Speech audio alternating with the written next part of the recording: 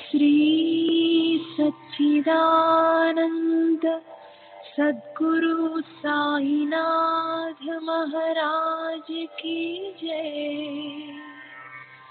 सद्गुरु श्री साईनाथुनि शरद बाबूजी की जय।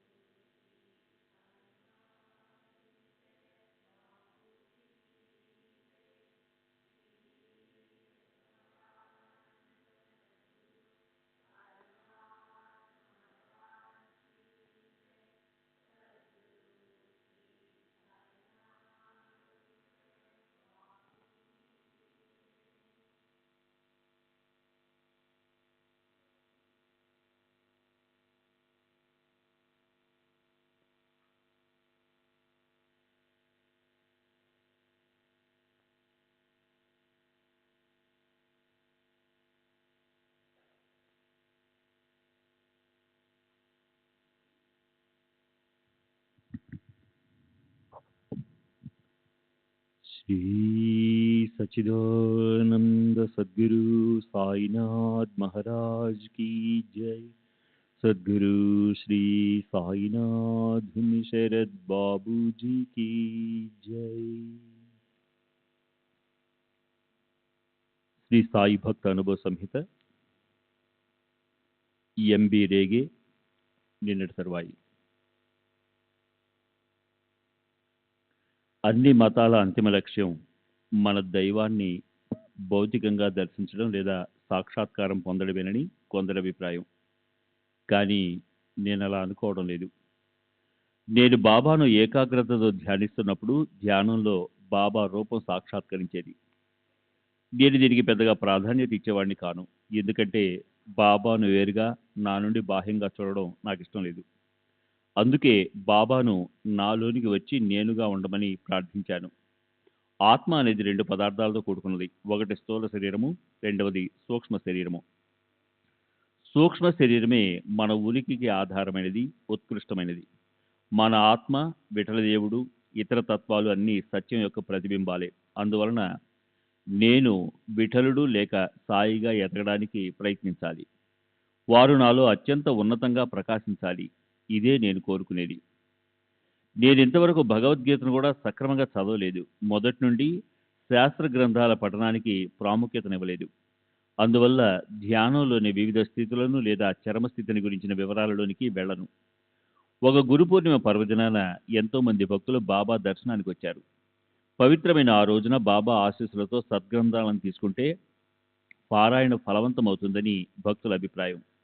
కానీ తరచుగా బాబా ఎవరిచ్చిన పుస్తకం తిరిగి వారికే ఇవ్వకుండా మరొకరికి ఇస్తుంటారు.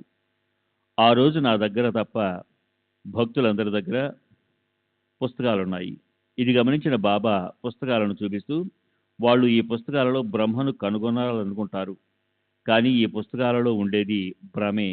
నీ ఆలోచనే సరైనది. నీవు ఈ పుస్తకాలను చదవనక్కరలేదు. నన్ను నీ హృదయంలో నిలుపుకో. బుద్ధిని మనసును ఏకం చెయ్యి. అది చాలు అన్నారు. అందువల్ల నేను ఏ ఆధ్యాత్మిక గ్రంథాలు చదివేవాడిని కాదు. నేనేం చేయాలో అన్నది నా అనుభవాలే నాకు తెలియజేసేవి. ఇంతవరకు నన్ను ఏది ముందుకు నడిపించిందో, నేనేమి పొందానో దానికి నేను సంతృప్తిగా ఉన్నాను. నాకు బాబా పట్ల ఎంతో ప్రేమ ఉన్నప్పటికీ ఇతర భక్తులు బాబాకు చేసుకున్నంత సేవను నేను చేసుకోలేకపోయాను. 1912 గురు పూర్ణిమ సమయంలో అనుకుంటాను, నేను షిరిడికి బయలుదేరి మన్మాడ్ స్టేషన్లో దిగాను. షిరిడి వెళ్లే భక్తులు చాలా మంది కనిపించారు. ప్రతి ఒక్కరి చేతిలోనూ పూలమాలలున్న బుట్టలున్నాయి. నాకు సర్వస్వమైన గురువును దర్శించడానికి వెళ్తూ కనీసం ఒక్క పూలమాల కూడా తీసుకురానందుకు చింతించాను. అందరం షిరిడి చేరి మసీదుకి వెళ్ళాం. బాబా మెడనిండా ఎన్నో పూలమాలలున్నాయి. వారికి వేసేందుకు నా వద్ద ఒక్క మాల కూడా లేనందుకు మరలా బాధ కలిగింది. అప్పుడు బాబా ఆ పూలమాలలన్నింటినీ పైకెత్తి చూపుతూ, ఇవన్నీ నీవే అన్నారు. ఆహా! అన్నింటినీ మన్నించి, మరిపించి, మురిపించే వారి ప్రేమ ఎంత గొప్పది. అదే సంవత్సరంలో మరొకసారి షిరిడి వెళ్లి బాబాను దర్శించాను. అప్పుడు నా జేబులో 100 రూపాయలున్నాయి. బాబా 40 రూపాయల దక్షిణ అడిగారు. వెంటనే ఇచ్చాను. కొద్దిసేపు అయిన తర్వాత మరో 40 రూపాయలు అడిగారు. ఆనందంగా సమర్పించాను. మళ్ళీ 20 రూపాయలు అడిగారు. నా వద్ద మిగిలిన 20 రూపాయలు కూడా ఇచ్చేశాను. ఇక ఒక్క పైసా కూడా మిగలలేదు. ఉన్న డబ్బంతా బాబాకు ఇవ్వగలిగినందుకు సంతోషించాను. కాసేపటికి బాబా నన్ను మరలా పిలిపించి దక్షిణ అడిగారు. నా దగ్గర ఇచ్చేందుకు ఏమీ లేదని చెప్పాను. నీ వద్ద డబ్బు లేకుంటే ఎవరినైనా అడిగి తెచ్చివు అన్నారు. ఎవరి వద్దకు వెళ్ళమంటారో వారినే చెప్పమన్నాను. బాబా షామా దగ్గరికి వెళ్ళమన్నారు. నేను షామా దగ్గరికి వెళ్ళి జరిగింది చెప్పి డబ్బు అడిగాను. అప్పుడు షామా, నీవు బాబాను సరిగా అర్థం చేసుకోలేదు. బాబాకు డబ్బు గడ్డిపోచతో సమానం. బాబాకు కావలసింది నీ బుద్ధి, మనస్సు. అంతేకాదు, నీ సమయాన్ని, ఆత్మను బాబాకే సమర్పించాలని వారి ఉద్దేశ్యం అన్నాడు. నేను మసీదుకి వెళ్ళి షామా చెప్పిందంతా బాబాకు వివరించాను. వారు చిరునవ్వు నవ్వి దీక్షిత్ని అడగమన్నారు. నేను దీక్షిత్కి విషయమంతా చెప్పాను. డబ్బు లేకపోవడం, డబ్బు లేదా మరేదైనా యాచించవలసి రావడం అవమానంగా తలచరాదని, తనకు తాను గొప్ప అన్న భావన ఉండరాదని నాకు బోధించడానికే బాబా ఇదంతా జరిపిస్తున్నట్లు దీక్షిత్ చెప్పాడు. నేను బాబా దగ్గరికి తిరిగి వెళ్ళి దీక్షిత్ చెప్పిన విషయాలు వారికి నివేదించాను. బాబా నవ్వి, ఈసారి నానాసాహెబ్ చందోర్కర్ దగ్గరికి వెళ్ళి అప్పు అడగమన్నారు. నేను నానాసాహెబ్ కోసం ఖండోబా ఆలయానికి వెళ్ళాను. అక్కడ నానాసాహెబ్ ఉపాసనితో కలిసి ఆధ్యాత్మిక గ్రంథాలు పారాయణ చేస్తున్నాడు. నేను నానాకు జరిగిందంతా చెప్పి బాబా ఆదేశానుసారం డబ్బు కోసం వచ్చినట్టుగా చెప్పాను. వెంటనే నానాసాహెబ్ తన లౌక్యాన్ని ప్రదర్శించాడు. నిజమే, బాబా దక్షిణ అడిగినప్పుడు మన దగ్గర డబ్బు లేకుంటే ఎంత సంకటంగా ఉంటుందో నేను ఊహించగలను. అందుకే నేను షిరిడి వచ్చేటప్పుడు సగం డబ్బు కోపరకంలో దాచి ఉంచుతాను. ఇప్పుడు కూడా అలాగే చేశాను. ఇంటి నుండి 200 రూపాయలు తీసుకొచ్చి అందులో 100 రూపాయలు కోపరకంలో ఉంచాను. బాబా అడిగినప్పుడల్లా దక్షిణ సమర్పిస్తూ చేతిలో డబ్బు అయిపోగానే కోపరకాల నుండి మిగిలిన డబ్బు తెప్పించుకుంటాను. నువ్వు కూడా అలాగే చేయన్నాడు. నానాసాహెబ్ చెప్పిన విషయాలన్నీ బాబాకు నివేదించాను. నేను అక్కడ కూర్చుని ఉండగానే బాబా వెంటనే నానాను 3 సార్లు పిలిపించి, మొదటిసారి 40 రూపాయలు, రెండోసారి 40 రూపాయలు, మూడోసారి మిగిలిన మొత్తాన్నంతా దక్షిణగా అడిగి తీసుకున్నారు. నానాసాహెబ్ వెంటనే కోపరగాంలో ఉన్న 100 రూపాయలు తెమ్మని మనిషిని పంపాడు. ఆ డబ్బు వచ్చేలోగా బాబా నానాను మళ్లీ దక్షిణ అడిగారు. తన వద్ద డబ్బు లేదని చెప్పవలసి వచ్చినందుకు నానా చిన్నబుచ్చుకున్నాడు. ఈ సంఘటన ద్వారా బాబా అవసరాలన్నీ తీర్చగలమని వారు అడిగినవన్నీ ఇవ్వగలమని ఎవరైనా అనుకుంటే అది కేవలం భ్రమ అన్న విషయం నానాసాహెబ్కు, నాకు, అక్కడున్న వారందరికీ అర్థమైంది. దక్షిణ అడగడాన్ని ఒక్కొక్క భక్తుడు ఒక్కో విధంగా ఎలా అర్థం చేసుకుంటాడో బాబా ఈ విధంగా తెలియజేశారు. బాబా దక్షిణ అడగడంలోని అంతరార్థం నానా, శ్యామ, దీక్షితులు చెప్పింది కాదు. నానాసాహెబ్కు, నాకు కొన్ని విషయాలు బోధించడమే బాబా ఉద్దేశం. డబ్బు, కానుకలు బాబా లెక్క చేయరు. వారు భక్తుల నుండి కోరుకునేది హృదయపూర్వకమైన ప్రేమ మాత్రమే. అటువంటి ప్రేమ బాబా యందు కలిగి ఉండడమే నా లక్ష్యం. ఈ విషయం బాబాకు తెలుసు. అందుకే నా మనసెరిగి తదనుగుణంగా స్పందించారు. బాబా మాత్రమే అలా స్పందించగలరు. శ్రీ సచ్చిదానంద సద్గురు సాయినాథ్ మహారాజ్ కీ జై. సద్గురు శ్రీ సాయినాథ్ శరద్ బాబూజీ కీ జై.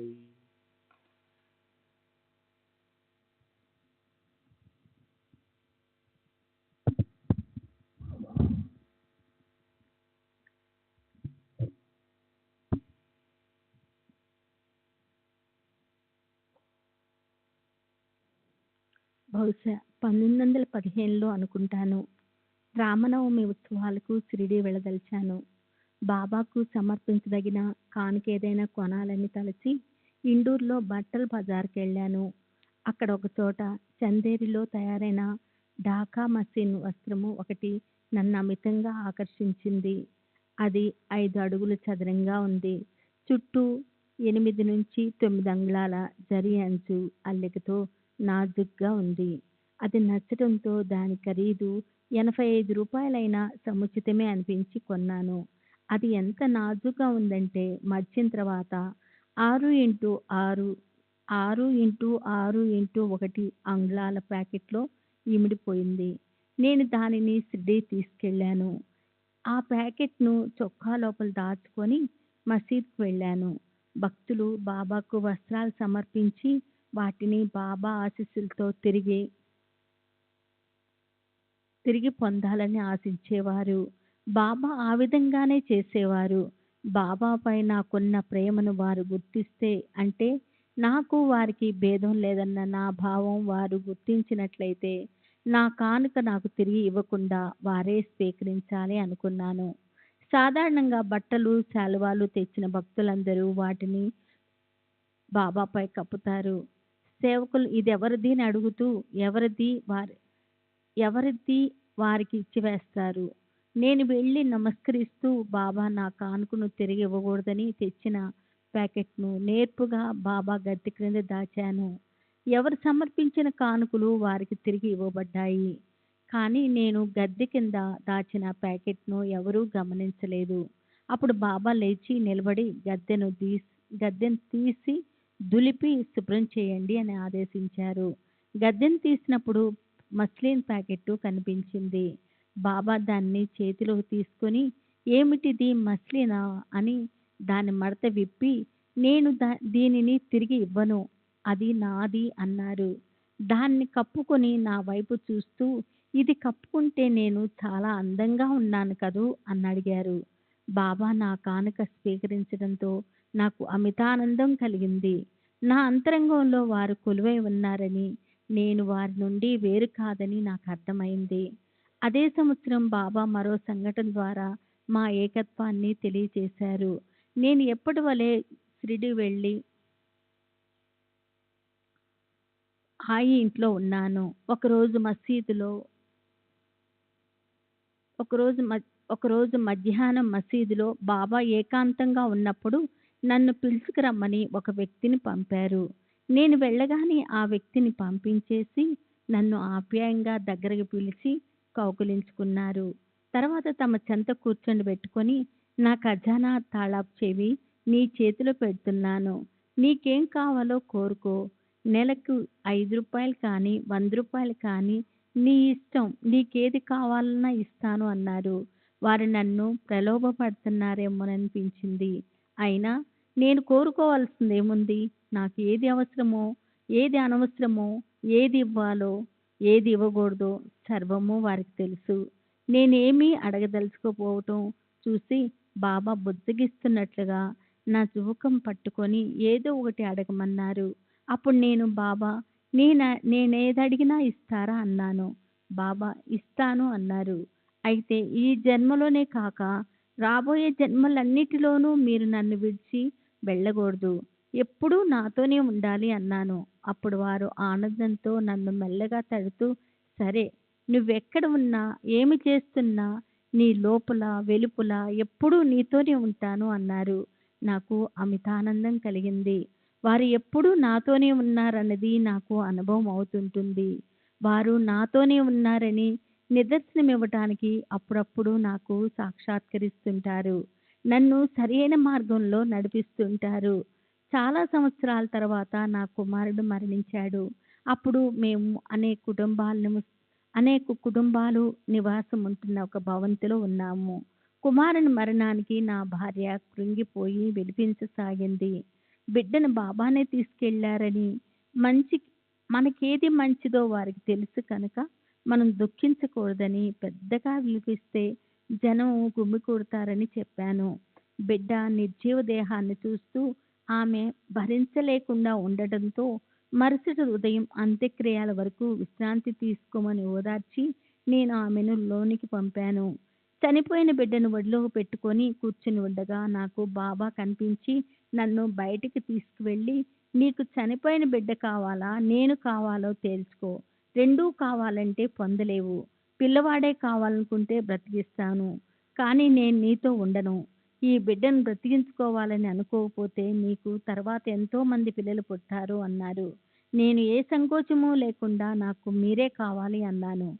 అయితే దుఃఖించకు అని చెప్పి బాబా అంతర్ధానమయ్యారు.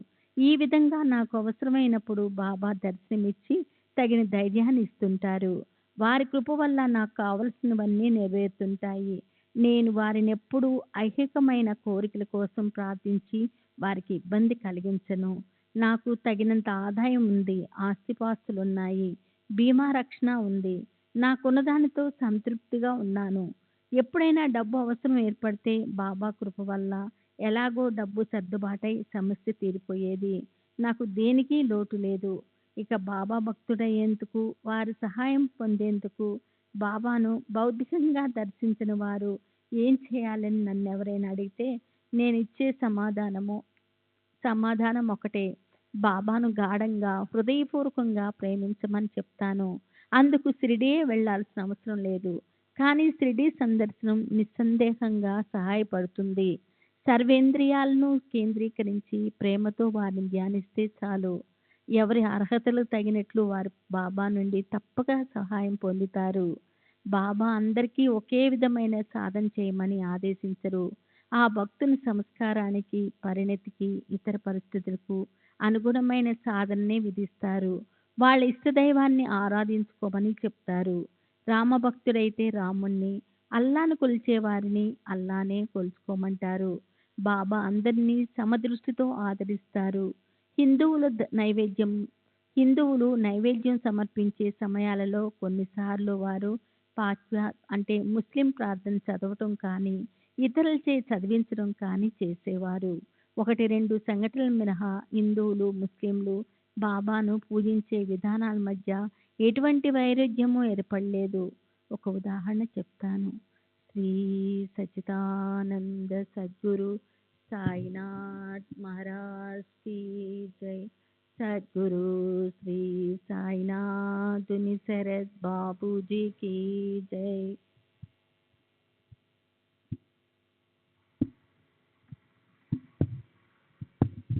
శ్రీ సచ్చిదానంద సద్గురు సాయినాథ్ మహారాజ్ की जय. సద్గురు శ్రీ సాయినాథుని శరత్ బాబూజీ की जय. 1916లో ఇద్దరు రోహిల్లాలు షిరిడీ వచ్చి బాబాను ఆశ్రయించారు. వారిలో పెద్దవాడు నిరంతరము బాబాను అంటిపెట్టుకొని ఉండేవాడు. రాత్రుళ్ళు బాబా పాదాల చెంత కూర్చొని ఖురాన్ పఠించేవాడు. అతను బాబాను భగవంతునిగా భావించి ఆయన పట్ల ఎంతో గౌరవభావం కలిగి ఉండేవాడు. కానీ మసీదులో సంగీత వాయిద్యాల నడుమ హారతి పాటలు పాడడం, దేవతామూర్తులకు నివేదించబడిన నైవేద్యాలను భక్తులకు పంచడం, తామే దైవంగా పూజించబడడం వంటివి ఇస్లాం మత సాంప్రదాయాలకు విరుద్ధమైనవని భావించి ఒకరోజు బాబాకు తన అభ్యంతరం తెలిపాడు. వారు చిరునవ్వు నవ్వి అంతటా నిండి ఉన్నది అల్లానే అన్నారు. బాబా ఒక్కొక్కసారి మనమందరము అల్లాచే సృష్టించబడిన వారమే అని, ఇంకొకసారి నేనే దైవాన్ని అనేవారు. ఇది అతడి దృష్టిలో మత విరుద్ధంగా తోచింది. బాబా దైవమే అయినప్పటికీ వారి సిద్ధాంతం తప్పని, అందుకని బాబాను వారి సిద్ధాంతాన్ని అంతమొందించాలని నిర్ణయించుకున్నాడు. ఒకరోజు బాబా నడిచి వెళ్తూ ఉండగా అతను కుడి చేతిలో దుడ్డుకర్ర పట్టుకొని వారిని సమీపించాడు. అప్పుడు బాబా వెనుకకు తిరిగి రోహిల్లా ఎడమ చేతి మణికట్టును పట్టుకొని తీక్షణంగా అతని వైపు చూశారు. ఆ చూపుతో రోహిల్లా గుండె నిబ్బరం కోల్పోయాడు. చేతిలోని కర్రను కూడా పట్టుకునే శక్తి లేక దానిని జారవిడిచి నిస్సత్తువుగా కూలబడిపోయాడు. బాబా అతనిని అలాగే వదిలేసి వెళ్ళిపోయాడు. చివరకు ఎవరో వచ్చి అతనిని లేపవలసి వచ్చింది. కొన్ని రోజుల తర్వాత అతను బాబా వద్ద నుండి సెలవు తీసుకుని వెళ్ళిపోయాడు. మరలా రాలేదు. రెండవ రోహిల్లా ఇతని వలె మతద్వేషి కాదు. అతను విధేయతతో సంస్థానంలో సేవ చేసుకుంటూ గడిపాడు. ఇలా మత సామరస్యాన్ని ముస్లింలే కాదు కొందరు హిందువులు కూడా ప్రదర్శించేవారు. కానీ బాబా ప్రతి సందర్భంలోనూ వాళ్ళలోని ద్వేషభావాన్ని ఒకే విధంగా అణిచివేశారు. బాబాతో నాకున్న అనుభవాలన్నీ వివరించవలసిన అవసరం లేదు. అలా వివరించడం సాధ్యమూ కాదు. వారు నాపై చూపిన కరుణ అపారం. నా శ్రేయస్సు కోసం చేసిన ఏర్పాట్లు అనంతం. వారు భక్తులను ఆదుకునే పద్ధతులు, చూసే సహాయం ఒక్కొక్క భక్తునికి ఒక్కో విధంగా ఉండేవి. అవి ఆ భక్తుని యొక్క స్వభావానికి, పరిస్థితులకు అనుగుణంగా అమరేవి. నేను వారి నుండి అన్ని విధాలైన సహాయం పొందాను. బాబా సహాయపడే పద్ధతులు దిగువ వివరిస్తాను. మనం ఏదైనా ఆపదలో ఉన్నప్పుడు దాని నుండి బయటపడే మార్గం ఇది అని ఓ ప్రేరణ ద్వారా మన మనసుకు తెలిసేటట్లు చేస్తారు. ఆ ప్రేరణ బాబా నుండి వచ్చినట్లు కూడా మనకు తెలుస్తుంది. ఉదాహరణకు బాబా నాతో ఏదైనా అసాధారణ సమయంలో ఏకాంతంగా మాట్లాడాలని సంకల్పించాననుకోండి, వెంటనే నాకు బాబాను దర్శించాలనే ప్రేరణ కలిగేది. ఈ ప్రేరణ బాబానే కలిగిస్తారు. ఈ మొదటి పద్ధతి మనం ఎరుకలో ఉన్నప్పుడు కలిగే ప్రేరణలకు సంబంధించినది. రెండో విధానంలో బాబా కొన్నిసార్లు ప్రత్యక్షంగా కనపడడం ద్వారా కానీ, స్వప్న దర్శనాల ద్వారా కానీ, ధ్యాన పారవస్యంతో స్ఫురింపజేయడం ద్వారా కానీ సూచనలు, సలహాలు ఇవ్వడం జరిగేది. ఇది పొరపాటుకు తావులేకుండా మన మనసులో చెరగని ముద్ర వేసే పద్ధతి. ఇంకా మూడవ విధానంలో బాబా మనలను వేరొక వ్యక్తి దగ్గరకు పంపించి అతని ద్వారా మనకు పరిష్కారం చూపుతారు లేదా సూచనను అందజేస్తారు. బాబా మనల్ని కలుసుకోమన్న వ్యక్తికి సమస్యను పరిష్కరించగల సామర్థ్యం కానీ, వివేకం కానీ ఉండదు. అతనికి సమస్య ఏమిటో, దాని పరిష్కారం ఏమిటో కూడా తెలియదు. అతను ఏదో ధోరణిలో మాట్లాడతాడు. కానీ ఆ మాట్లాడిన మాటల్లో మన సమస్యకు పరిష్కారం దొరుకుతుంది. బాబా సశరీరులుగా ఉన్నప్పుడు, సమాధి చెందిన తర్వాత కూడా పై 3 పద్ధతుల ద్వారా మాత్రమే కాక అనేక విధాలుగా శిక్షణ ఇచ్చి నాకు సహాయపడేవారు. శ్రీ సాయిబాబా, శ్రీ రామకృష్ణ పరమహంస ఒకే అంశంలో అవతరించారని, వారిద్దరూ ఒకటేనని నా నమ్మకం. నా నమ్మకానికి క్రింద సంఘటనే నిదర్శనం. సుమారు 8 సంవత్సరాల క్రితం నేను దక్షిణేశ్వరం వెళ్ళాను. అక్కడ ముఖ్యమైన ప్రదేశాలు చూడడానికి స్థానికుడైన ఒక గైడును ఏర్పాటు చేసుకున్నాను.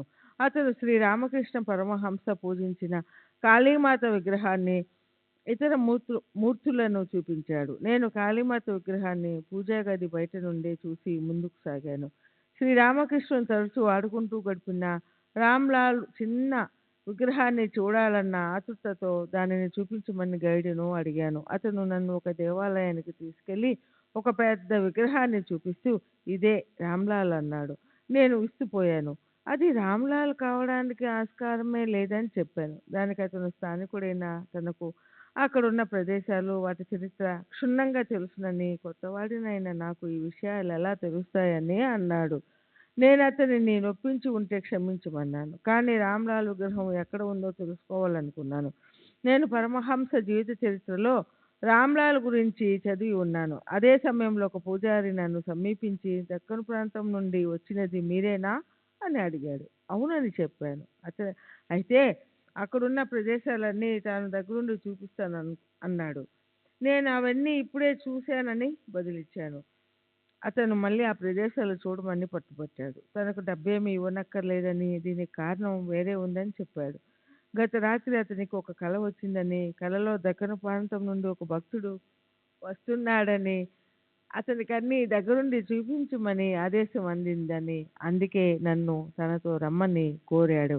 నేనిక మారు మాట్లాడక అతనితో వెళ్ళాను. ఆ పూజారి నన్ను శ్రీరామకృష్ణులు పూజించిన కాళీమాత ఆలయంలోని గర్భగుడిలోనికి తీసుకువెళ్ళి ఆ దేవతను తాకి నచ్చిన విధంగా పూజించుకునే అవకాశం కల్పించాడు.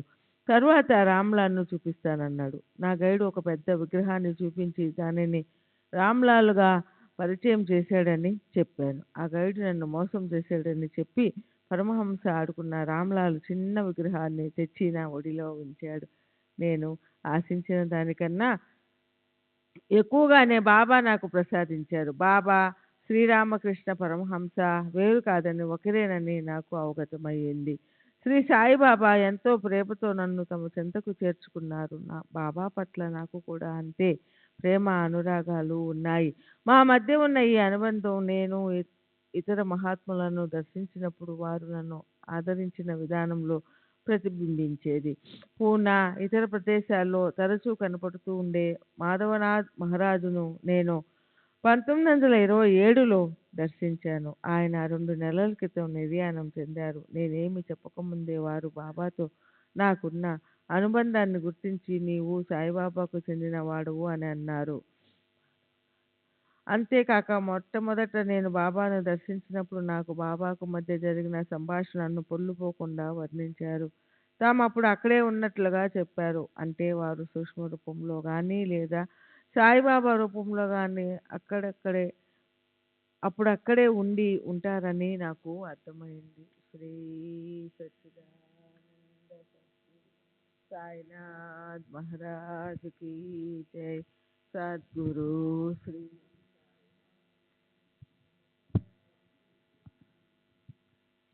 सच्चिदानंद सद्गुरु साईनाथ महाराज की जय. सद्गुरु श्री साईनाथ निसरत बाबूजी की जय. మే 10, 20, 25, 28 తేదీలు 1936. Acharya Ganesh Govind Narke, MA, Kolkata. MSc master భూగర్భ రసాయనిక శాస్త్ర ఆచార్యుడు, ఇంజనీరింగ్ కాలేజు డక్కను కందాన. వయస్సు 53 సంవత్సరాలు. బ్రాహ్మణుడు, పూనా.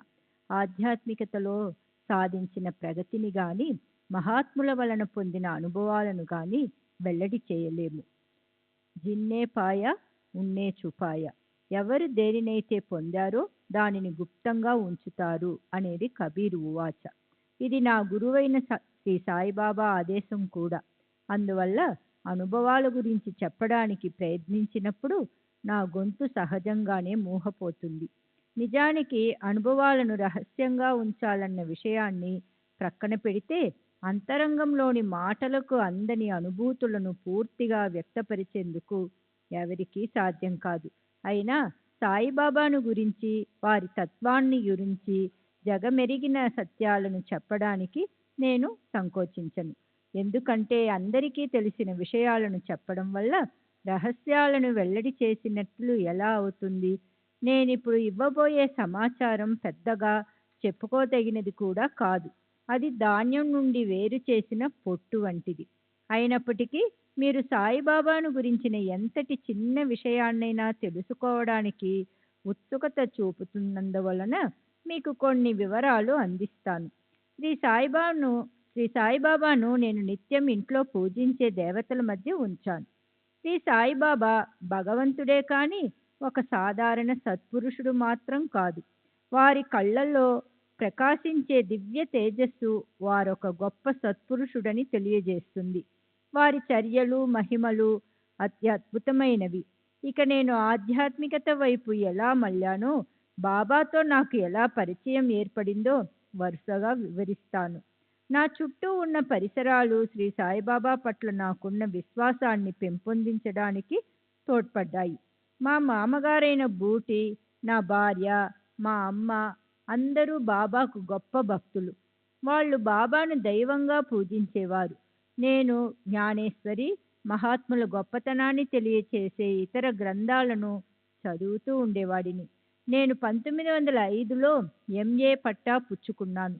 కలకత్తాలో 1907 నుండి 1909 వరకు జియోలజికల్ సర్వేలో భూగర్భ పరిశోధన శిక్షణ పొందాను.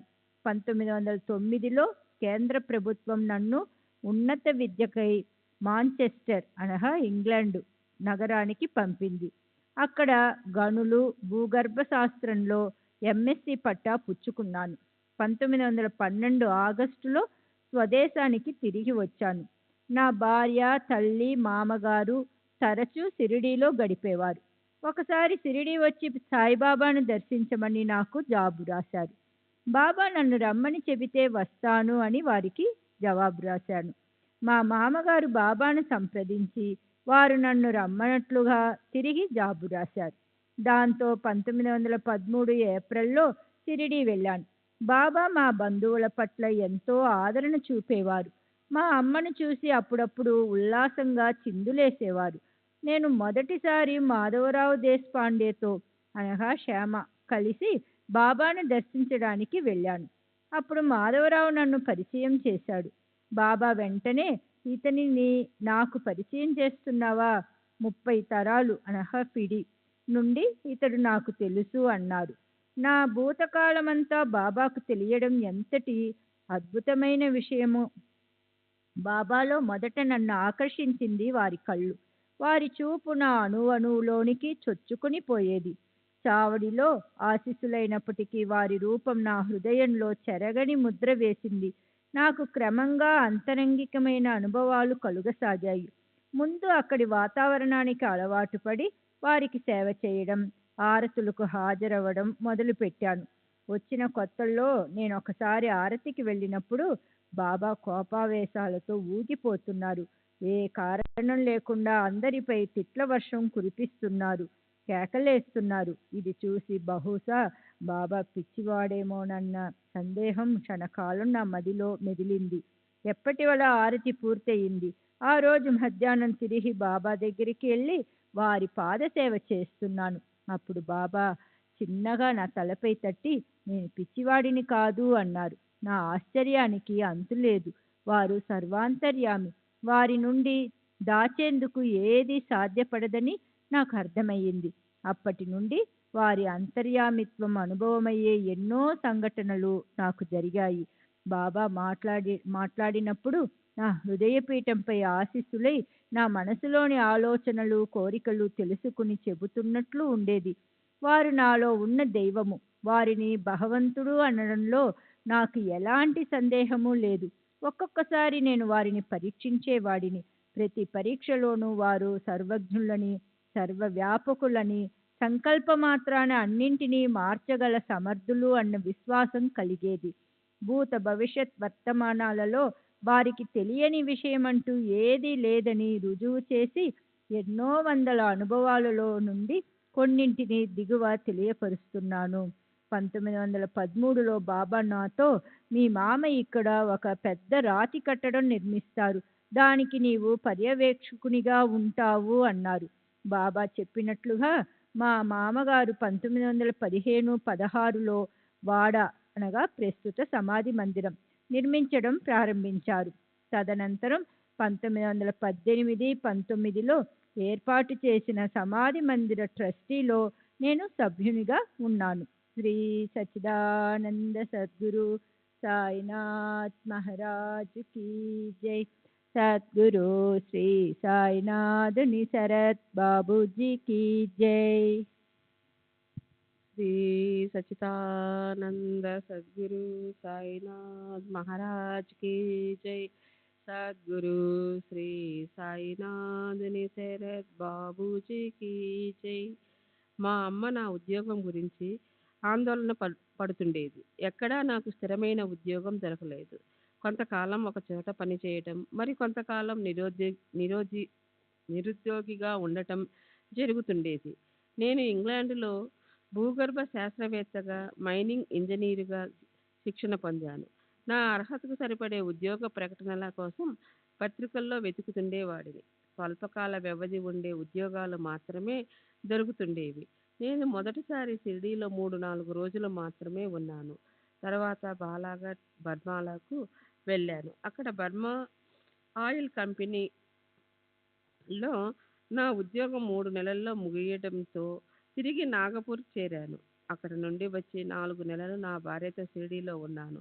మరలా నాగపూర్ వెళ్ళిపోయాను. బాబా నన్ను షిరిడీ రమ్మన్నారని మాధవరావు నుండి ఉత్తరం రావడంతో ఈసారి ఒక్కడినే షిరిడీ వెళ్ళి 13 నెలలు గడిపాను. నాకు ఉద్యోగం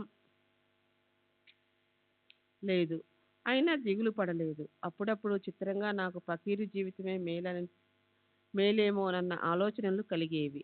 1914లో ఒకరోజు బాబా కప్నీలను సిద్ధం చేయించి చాలామందికి పంచుతున్నారు. నేను అదంతా కాస్త దూరం నుండి చూస్తుండగా బాబా నాకు ఒక కప్నీ ఇస్తే దానిని దాచుకొని బాబా భజన తదితర ప్రత్యేక సందర్భాలలో ధరించవచ్చన్న ఆలోచన కలిగింది. ఇంకా చాలా కప్నీలు మిగిలి ఉన్నప్పటికీ హఠాత్తుగా బాబా కప్నీలను పంచటం ఆపేశారు. కాసేపటి తర్వాత నన్ను దగ్గరికి రమ్మని సైగ చేసి నా తలపై తమ హస్తాన్నుంచి మెల్లగా తడుతూ, కప్నీ ఇవ్వనందుకు నన్ను తప్పు పట్టవద్దు. ఆ ఫకీరు దేవుడు నీకు ఇవ్వటానికి అనుమతించలేదు అన్నారు. నేనక్కడ స్థిరపడకపోవడంతో నా ఉద్యోగం గురించి మా బంధువులు బాబాను అడిగేవారు. ఉద్యోగ నిమిత్తం నేను కలకత్తా, బర్మా లాంటి దూర ప్రాంతాలకు వెళ్ళడం చూసి మా అమ్మ, బాబా నా కుమారుణ్ణి మా ఊరిలో గానీ, షిరిడీకి దగ్గరలో గానీ మంచి ఉద్యోగంలో స్థిరపడేలా అనుగ్రహించండి అని ప్రార్థించింది. అందుకు బాబా, నేను అతనిని పూనాలో స్థిరపరుస్తాను అని అన్నారు. ఒక్కొక్కప్పుడు నాకు ఒకేసారి అనేక ఉద్యోగాలు వచ్చేవి. వాటిలో నుండి నేను ఒక దానిని ఎంపిక చేసుకోవాల్సి వచ్చేది. బాబా యొక్క సర్వజ్ఞత, దివ్య దృష్టిపై విశ్వాసంతో నాకు దారి చూపమని ప్రతిసారి వారిని అడిగేవాడిని. బాబాపై నాకున్న నమ్మకం పాలు త్రాగే పసిపాపకు తన తల్లిపై ఉన్నటువంటిది. ఆయన ఎంపిక తరచూ చిత్రంగా ఉండేది. కలకత్తా వెళ్ళడమా, బర్మా వెళ్ళడమా అన్న మీమాంస వచ్చినప్పుడు ఎంతో దూరాన ఉన్న బర్మాకు వెళ్ళమన్నారు. నేను బాబా దగ్గరకు వెళ్ళి అడిగిన ప్రతిసారి ఆ ప్రదేశం పేరుకు పక్కన పూనాను జతచేసి వెళ్ళమనేవారు. 1916వ సంవత్సరం వారణాసిలో ఆచార్య పదవి, బర్మాలోని ఉద్యోగం, ఈ రెండిటిలో ఏదో ఒక దానిని ఎన్నుకోవలసి వచ్చింది. బాబా బర్మా, పూనా వెళ్ళు అన్నారు. మైనింగ్ ఇంజనీర్ అయిన నాకు నా విద్యార్హతలకు తగిన ఉద్యోగం పూనాలో దొరికే అవకాశం లేదని తెలిసి నాలో నేను నవ్వుకునేవాడిని. 1918 నుండి నేను పూనాలో చేస్తున్న పర్మనెంట్ ఉద్యోగం భూగర్భ రసాయన శాస్త్ర ఆచార్యుడు. 1913లోనే వారి దృష్టిలో ఉంది. నా భవిష్యత్తు మొత్తం వారికి వర్తమానం అన్నమాట. శ్రీ సచితానంద సద్గురు సాయినాథ్ మహారాజ్ కీ జై. సద్గురు శ్రీ సాయినాథుని శరత్ బాబూజీ కీ జై.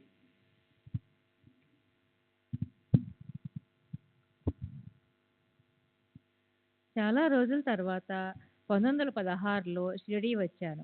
వచ్చిన వెంటనే బాబాకు ఎవరెవరు ఏ ఏ సేవలు చేస్తున్నారు అనే విషయం విచారించాను. వామన్రావు పటేలు బిఏ ఎల్ఎల్బి గ్రామంలో బాబా తరపున భిక్షకు వెళ్ళే సేవ చేసుకుంటున్నట్లు తెలిసి కాస్త అసూయపడ్డాను. అలాంటప్పుడు నాకు మాత్రం ఆ సేవని ఎందుకు ప్రసాదించకూడదు అనే ఆలోచన కలిగింది. కానీ దాన్ని బయటికి వ్యక్తపరచలేదు. ఇంతలో బాబాను దర్శించే సమయం అయినందున బట్టలు మార్చుకునే వ్యవధి లేక నేను ధరించి ఉన్న సూటు, బూటు, ప్యాంటు, కోటు, హ్యాటులతోనే మసీదుకు వెళ్ళి బాబాను దర్శించాను. వామనరావుకు భిక్షాపాత్రనిచ్చి పంపమంటారా అని ఒక భక్తుడు అప్పటికే 3 సార్లు బాబాను అడిగాడు. ఉన్నట్టుండి బాబా నన్ను చూపుతూ ఆ భిక్షాపాత్ర ఇతనికే ఇవ్వండి. ఈరోజు ఇతను భిక్షకు వెళ్తాడు అన్నారు. సూటు బూటుతోనే వెళ్ళి భిక్ష తెచ్చాను. నాకు ఆ సేవ లభించిన 4 నెలలు నేను మామూలుగా ధరించే బట్టలతో మధ్యాహ్నం భిక్షకు వెళ్ళేవాణ్ణి. బాబా నన్ను ఈ సేవకు ఎందుకు ఎన్నుకున్నారో అని అందరూ ఆశ్చర్యపడేవారు. హృదయాంతర్యామి అయిన బాబా నా మనసెరిగి నాకు ఈ విధంగా సేవ చేసుకునే అవకాశం ప్రసాదించారు. బాబా తరపున మధ్యాహ్నం భిక్షకు వెళ్ళే భాగ్యాన్ని వారు కొద్దిమందికి మాత్రమే ఇచ్చేవారు. అది 1917 సంవత్సరం పూనా ఇంజనీరింగ్ కాలేజీలో భూగర్భ శాస్త్రం బోధించేందుకు ఒక ప్రొఫెసర్ కావాలని పత్రికలో ప్రకటన ఇచ్చారు. అది చూసిన వెంటనే ఆ ఉద్యోగానికి దరఖాస్తు చేయమంటారా అని బాబాను అడిగాను. వారు చేయమన్నారు. ఆ ఉద్యోగానికి సంబంధించిన వారిని కలుసుకోవడానికి పూనా వెళ్ళాను. అక్కడ ఎక్కువ మంది అభ్యర్థులు పోటీపడి పలుకుబడి కలవారి సిఫార్సులు తీసుకొని రావటంతో నా పరిస్థితి క్లిష్టమైంది. నేను షిరిడీ నుండి వచ్చిన తర్వాత బాబా అక్కడున్న వారిని నార్కే ఎక్కడికి వెళ్ళాడు అని అడిగారు. నేను ఉద్యోగ ప్రయత్నం కొరకు పూనా వెళ్ళినట్లు చెప్పగానే ఆయన అల్లా అనుగ్రహిస్తారు అన్నారు.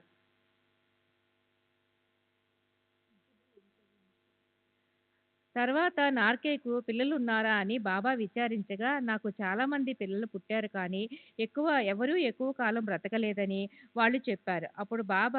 అప్పుడు కూడా బాబా అల్లా అనుగ్రహిస్తారు అని ఆశీర్వదించారు. 1918లో నాకు ఉద్యోగం వచ్చింది. 1919లో నా ఉద్యోగం పర్మనెంట్ అయ్యింది. ఆ తర్వాత నాకు కలిగిన బిడ్డలందరూ క్షేమంగా ఉన్నారు. నాకు 4 కుమారులు ఉన్నారు. ఇవన్నీ బాబా కృపాశీస్సుల వలన మాత్రమే సాధ్యమయ్యాయి.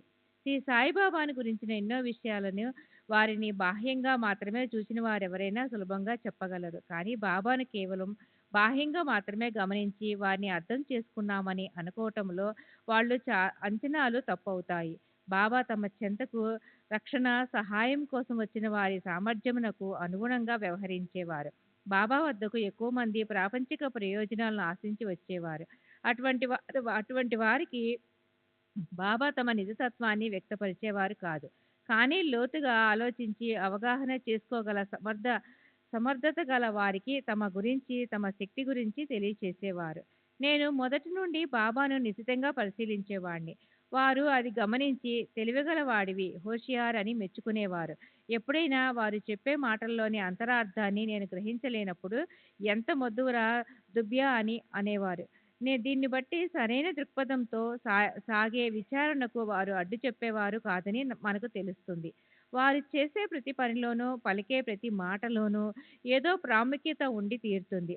వాటిలో చాలా వరకు నేను అర్థం చేసుకోగలిగేవాడిని. బాబాను నిశితంగా గమనించే వారికి వారు భౌతికంగా షిరిడీలో కనిపిస్తున్న సూక్ష్మదేహంతో ఇతర లోకాల్లోనూ సంచరిస్తూ వారి కర్తవ్యాన్ని నిర్వహిస్తుంటారన్న అద్భుత సత్యం అవగతమవుతుంది. వారు మాట్లాడే మాటలను సామాన్యులు అర్ధరహితంగా పరిగణించేవారు. కానీ సంజ్ఞలు, నీతి కథలు, ఉపమానాలతో కూడిన వారి మాటలు నర్మగర్భితంగా ఉండేవి. కనుక సామాన్యులు వారి మాటల్లోని లోతును సరిగా అర్థం చేసుకోలేక యథాతథంగా తీసుకొని ఎవరికి తోచిన వ్యాఖ్యానాలు వారు చేసుకునేవారు. అంతేకాదు బాబాను ఒక లౌకికవాదిగానో, అత్యాశ గలవానిగానో అపార్థం చేసుకునేవారు. ఉదాహరణకు ఒకసారి ఒక వ్యక్తి మసీదుకు వచ్చి బాబాను కొద్దిసేపు పరిశీలించాడు. బాబాపై అతడి అభిప్రాయం ఏమిటో తెలుపమని అడిగాను. అతను నిరాశతో ఎల్లప్పుడూ డబ్బు గురించి మాట్లాడే సాధువులను నేనెక్కడా చూడలేదు అన్నాడు. బాబా తరచుగా పైసా అనే పదాన్ని పుణ్యం అనే అర్థంతో మాట్లాడతారని అతనికి తెలియదు. బాబా మాటలను జాగ్రత్తగా పరిశీలించి విశ్లేషిస్తే వారి తత్వము, చర్యలు, శక్తి అద్భుతమైనవని, వారు తమ భక్తులను ఆదుకునే పద్ధతి, రక్షించే తీరు విలక్షణమైనవన్న నిర్ధారణకు వస్తారు.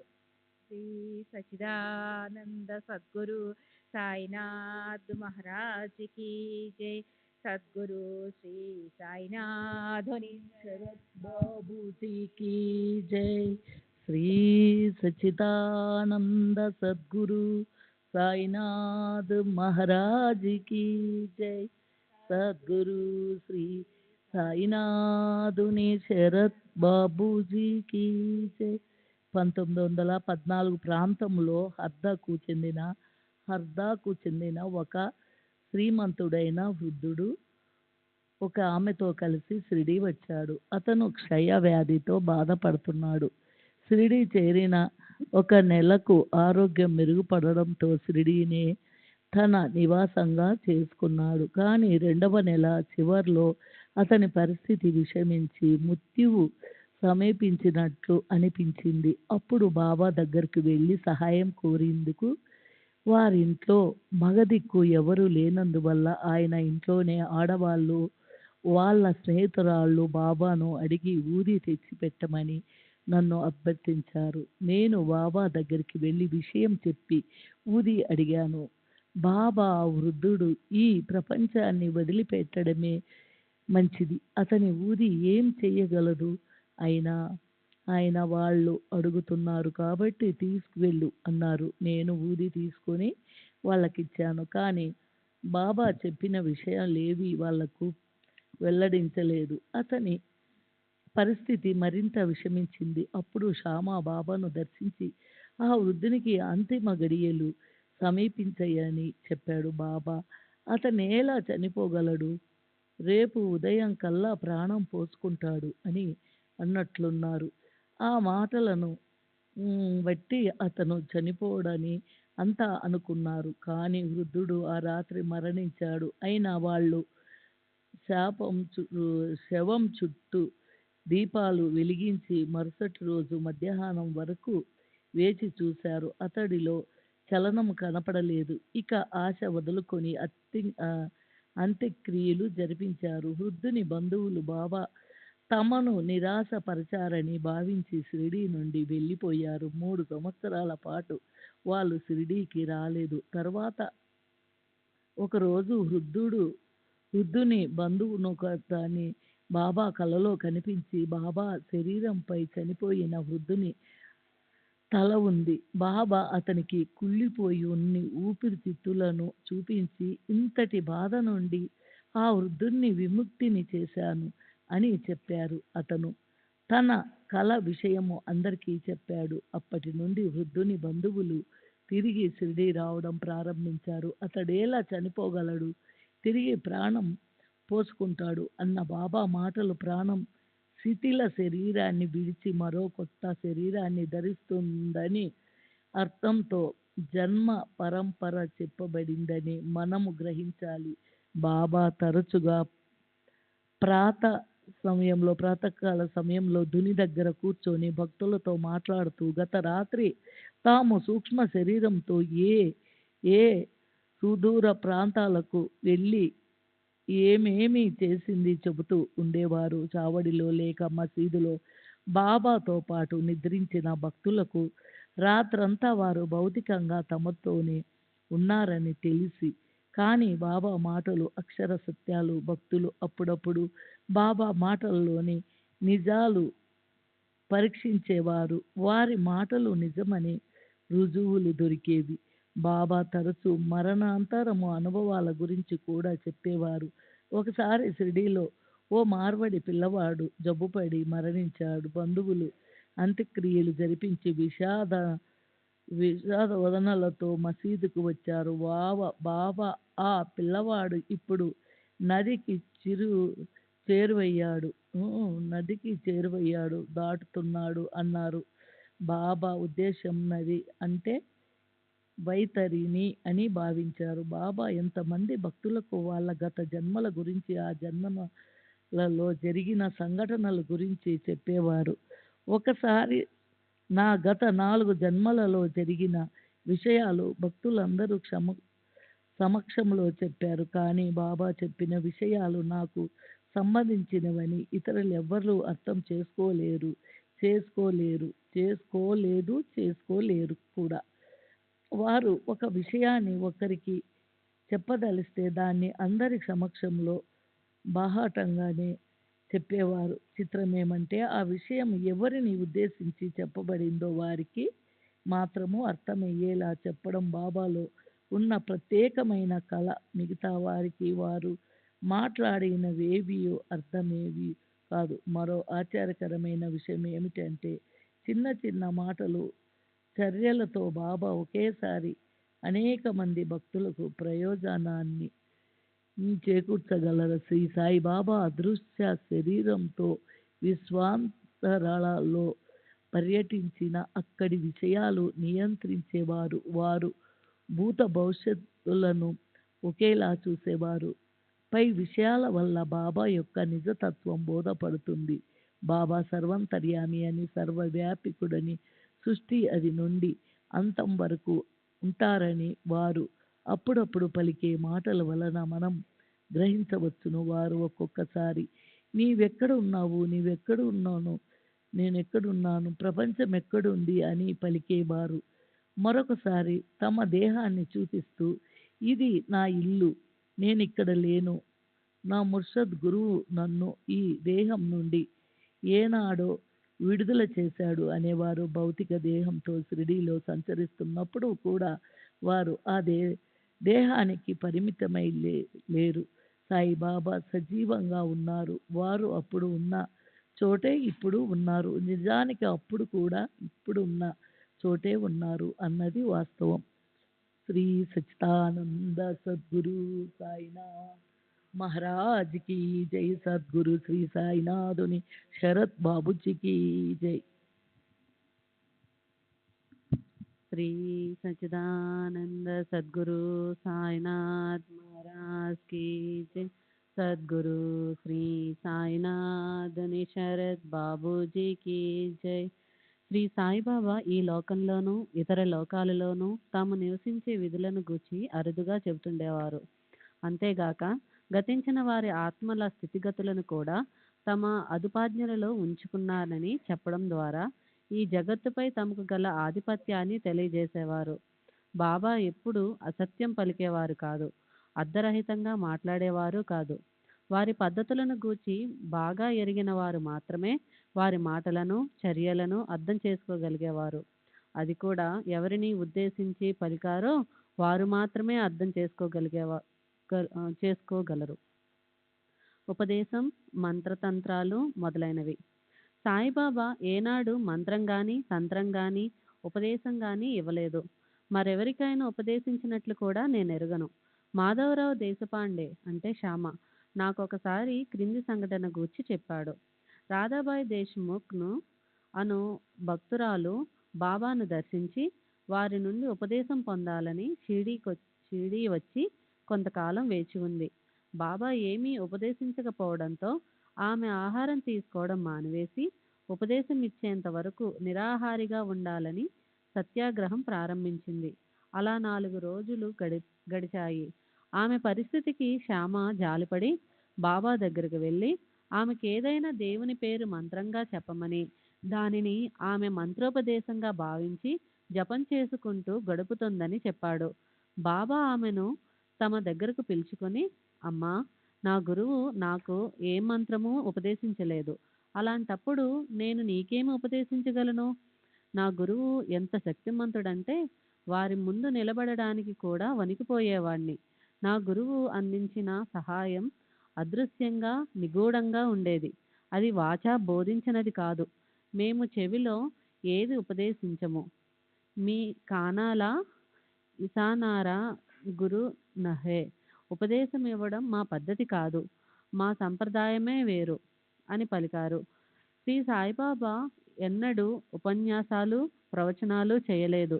ఎప్పుడైనా సందర్భానుసారం అలతి పదాలతో, చిన్న చిన్న వాక్యాలతోనే అద్భుతమైన ఆధ్యాత్మిక సత్యాలను వెల్లడించేవారు. పరిశీలన దృష్టితో చూస్తే భక్తులు బాబా పలికిన కొద్ది మాటలను వారికి తోచిన విధంగా సిద్ధీకరించుకునేవారు. అందువల్ల బాబా సిద్ధాంతము, పద్ధతి ఇది అని ఏ భక్తుడు మొండిగా వాదించడానికి వీలు పడేది కాదు. జీవిత లక్ష్యం, పురుషార్థం. మోక్షమే లక్ష్యమని బాబా ఎవరికైనా చెప్పారా? పోనీ వివేక వైరాగ్యాలను అలవర్చుకోమని చెప్పారా? అలాంటి మాటలు వారి నోటి గుండా నేనెప్పుడూ విని ఎరుగను. భగవంతుని చేరడమే లక్ష్యం.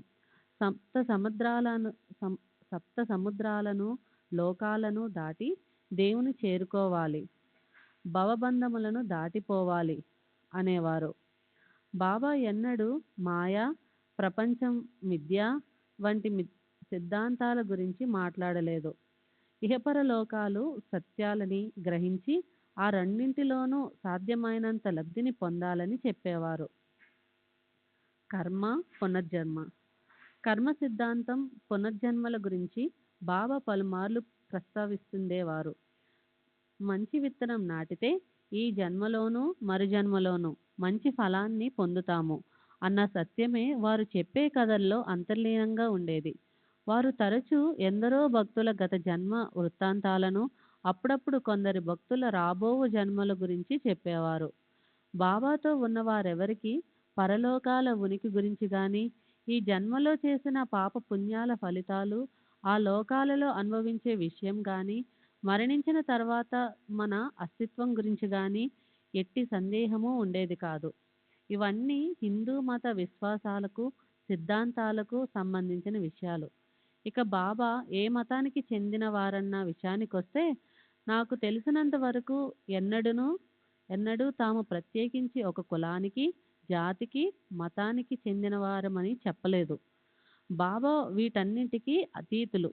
కానీ బాబా ప్రస్తావించిన విషయాలు, ఆయన చర్యలు ఆయనకు హిందూ మతంతో గల సంబంధాన్ని తెలియపరుస్తున్నాయి. మా గురువు బ్రాహ్మణుడు అని బాబా చెప్పడం నేను విన్నాను.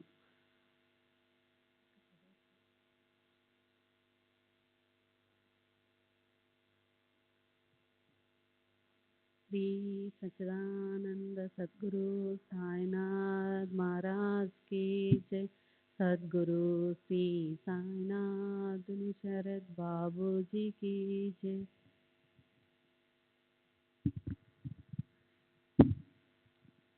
श्री सच्चिदानंद सद्गुरु साईनाथ महाराज की जय. सद्गुरु श्री साईनाथ शरद बाबू जी की जय. హిందూ మతం, బ్రాహ్మణుల పట్ల బాబా దృక్పథం. భగవద్గీత, భావార్థ రామాయణము, ఏకనాథ భాగవతము, పంచదశి, యోగ వాసిష్టం, పురాణాలు మొదలగు వాటిపై బాబాకు అమిత గౌరవము. పై గ్రంథంలోని విషయములు తరచూ ఉదహరిస్తూ ఉండేవారు. జ్ఞానదేవుని ఆరతి మొదలైన వెంటనే బాబా సావధానుకులై కూర్చొని పూజ్యభావంతో చేతులు జోడించి కనులు మూసుకునేవారు. ఒకసారి పంచదశి గురించి కాపర్దేతో ఇది మా ఖజానా అని చెప్పడం నేను విన్నాను. అంటే అందులోని విషయాలు మన ఆధ్యాత్మిక ప్రగతికి అతి విలువైనవి అని వారి భావం. బాబాకు యోగ వాసిష్టం అంటే ఎంతో గౌరవం. ఆ విషయం నా స్వానుభావంతో నాకు తెలుసు. నేను బాబా దగ్గరకు వచ్చిన మొదటి రోజుల్లో, అంటే 1914లో బాబా నన్ను చాలాసార్లు 15 రూపాయలు దక్షిణ అడిగేవారు. నా దగ్గర డబ్బు లేదని ఆయనకు బాగా తెలుసు. అందుకని ఒకసారి ఆయన సన్నిధిలో నేను ఒక్కడినే ఉన్నప్పుడు, బాబా, నా దగ్గర పైకం లేదని మీకు తెలుసు కదా, అయినా 15 రూపాయల దక్షిణ ఇమ్మని అడుగుతారెందుకు అని అడిగాను. దానికి బాబా, నీ దగ్గర డబ్బు లేదని నాకు తెలుసు, కానీ నీవిప్పుడు యోగ వాసిష్టం చదువుతున్నావు కదా, అందులో ప్రస్తుతం నువ్వు చదువుతుండే భాగం చాలా ముఖ్యమైనది. అందులో నుండి 15 రూపాయలు నాకు దక్షిణ ఇవ్వు అన్నారు. నిజమే, అప్పుడు నేను యోగ వాసిష్టమే చదువుతున్నాను. ఆ గ్రంథంలో నుండి డబ్బులు తీసుకోవడం అంటే అందులోని విలువైన బోధనను గ్రహించటం అన్నమాట.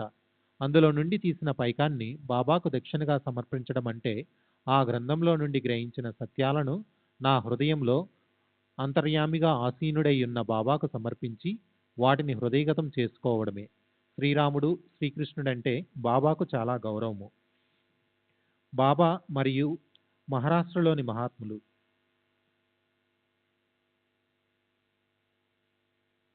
జ్ఞానేశ్వర్, తుకారాం వంటి మహాత్ముల ఎడల బాబాకు ఎంతో గౌరవం ఉండేది. బాబా దృష్టిలో మనిషి జీవితానికి ఉన్న లక్ష్యాలేమిటి, ఆ లక్ష్యాలను సాధించేందుకు కావలసిన సద్గుణాలు ఏమిటి, బాబా ఎటువంటి సాధనలను ఇష్టపడేవారు, వాటిని గురించి వివరిస్తాను. 4 సాధనా మార్గములు. 1. యోగ మార్గము. కుండలిని శక్తిని మేల్కొల్పట. ఆసన, ప్రాణాయామ, ధ్యానముల ద్వారా అతీతమైన శక్తులు పొందడాన్ని సాయిబాబా లక్ష్యపెట్టేవారు కాదు. పై సాధనలు చెయ్యమని ఎవరిని ఆదేశించినట్లు నేనెరుగను.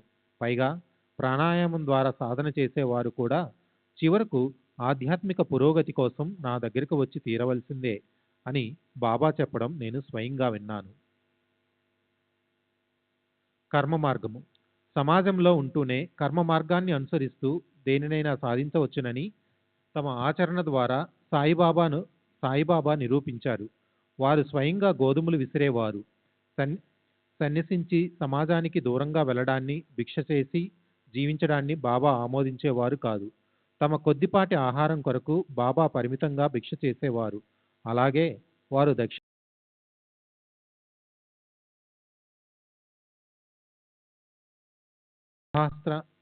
గృహస్థ ఆశ్రయంలోనూ ఉంటూ ఆధ్యాత్మిక ప్రగతిని సాధించవచ్చునని, సన్యసించిన అవసరం లేదని వారు చెప్పేవారు. నన్ను వామనరావునుకు భిక్షకు పంపింది మాకు వినయ విధేయతలతో గురువుని సేవించుకునే భాగ్యం కలుగజేసేటందుకే.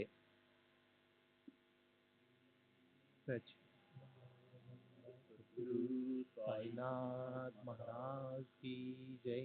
सद्गुरु श्री साईनाथ धनी शरद बाबू जी की जय।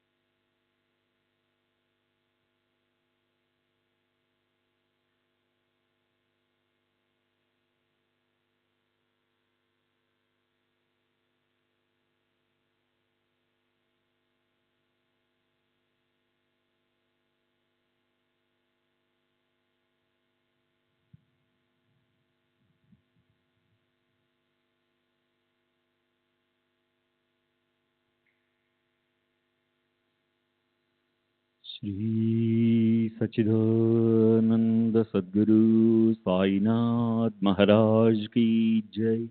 सद्गुरु श्री साईनाथ धनी शरद बाबू जी की जय।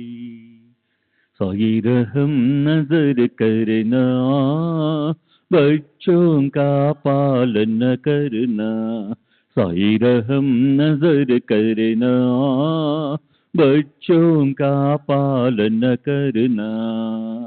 जाना तुमने जगत पसार, सब ही झूठ जमाना। जाना तुमने जगत पसार, सब ही झूठ जमाना।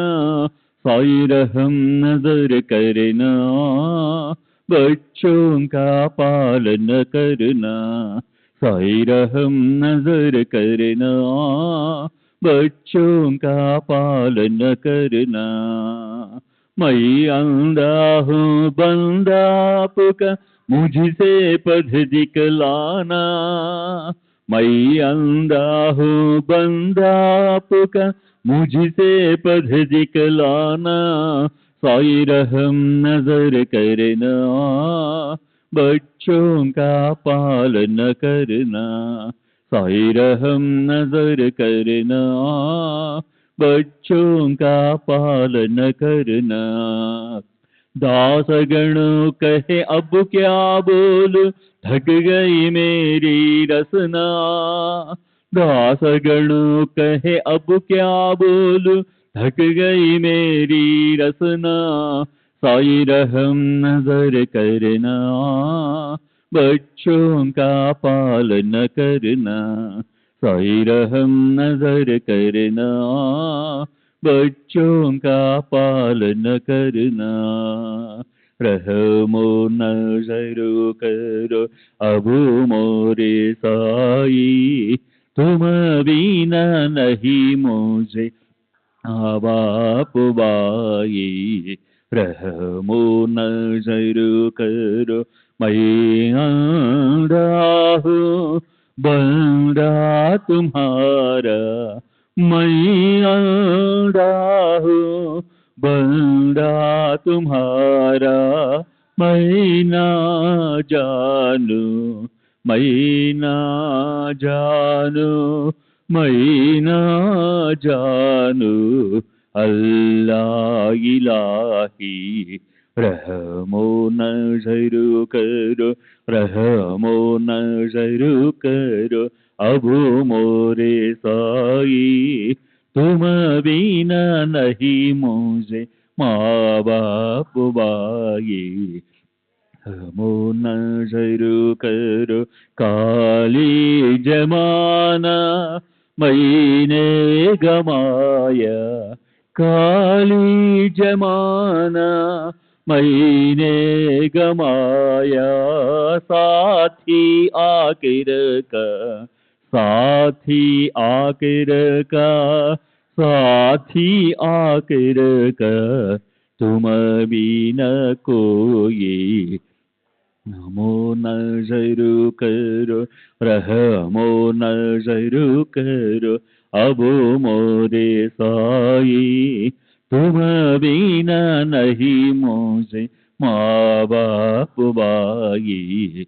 रहमो नजर करो अपने मस्जिद का झाड़ू गणो है, अपने मस्जिद का झाड़ू गणो है, मालिक हमारे मालिक हमारे मालिक हमारे, तुम बाबा साई।